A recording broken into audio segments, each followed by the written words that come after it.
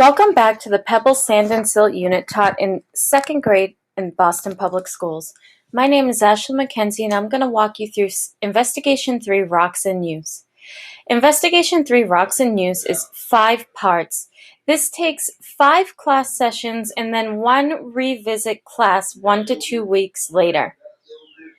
In Investigation 3, students are going to be comparing different grades of sandpaper. They're going to investigate where rocks come from as earth materials, use earth materials to make things, and search for earth materials in the classroom and outside. I call this the fun unit. Lots of my students really like doing the hands-on things, such as building the clay beads, the sandpaper rubbings that's going to come in the different parts of this unit. Unfortunately, there are some parts in this unit that I do need to skip due to extra materials required, which I'll talk about coming up. Part 1, Rocks in Use.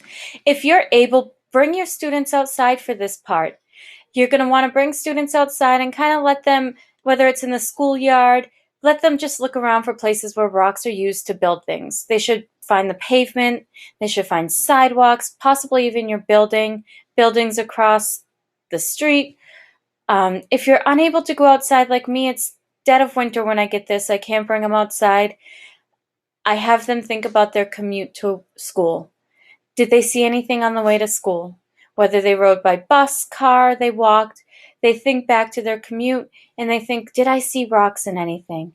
Also, our building is made out of brick, so we are able to look out the window because the windows are encased a little bit, and we can see the bricks and get up close and look at those bricks on the side of the building just through looking through our window, and they can see what size rocks are inside the brick.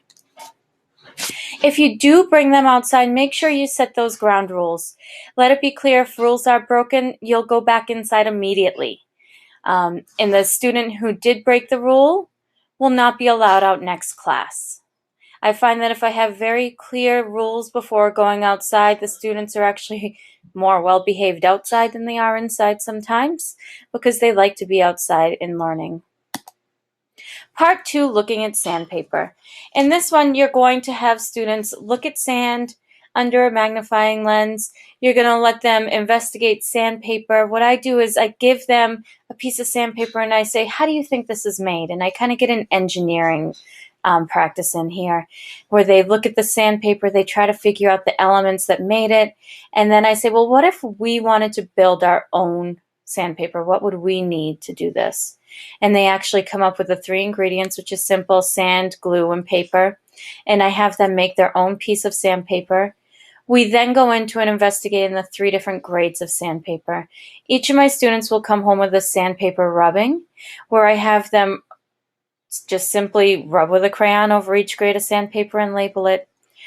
When making your own sandpaper, make sure that they work over a paper plate. You don't want a big mess like you probably had in Investigation 2.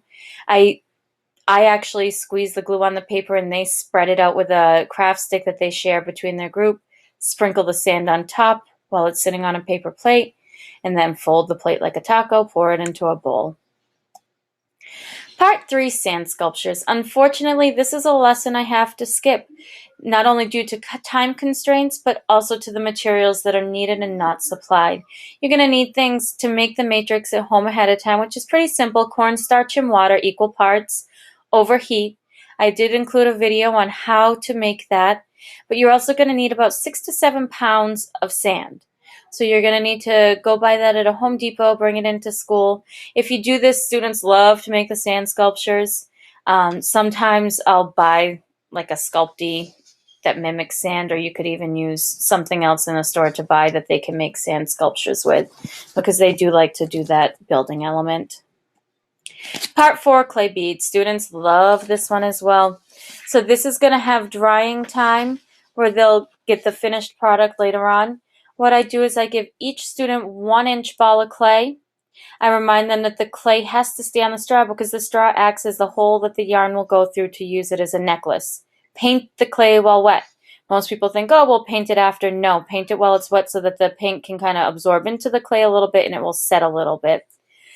To let it dry, what I do is I get an empty box that's roughly a tissue box will work if you cut off the top. And then I just lay the straws vertically across the tissue box with the clay bead hanging in the empty space. That way, none of the paint is touching paper and none of their design comes off. I string the yarn through the clay bead as soon as they're dry and pass them out to the students at the end of the following class. And they line up, get their clay bead, and leave class with it. Part 5, making bricks, unfortunately, another lesson I usually skip, not only due to time constraints and materials needed, but because of the messiness and the inability to go outside to make them. So this unit I've never done, so I don't have any tips and tricks, but I did include a video on a class making it on the FossWeb website. You do not need a password to visit this. It's in the FossWeb archives, which is free to view for all people. So you can go to this, click on the link, and it will view this for you. Again, this is the students' favorite investigation just because of the hands-on elements, and it's viewed as fun. Have fun with it too.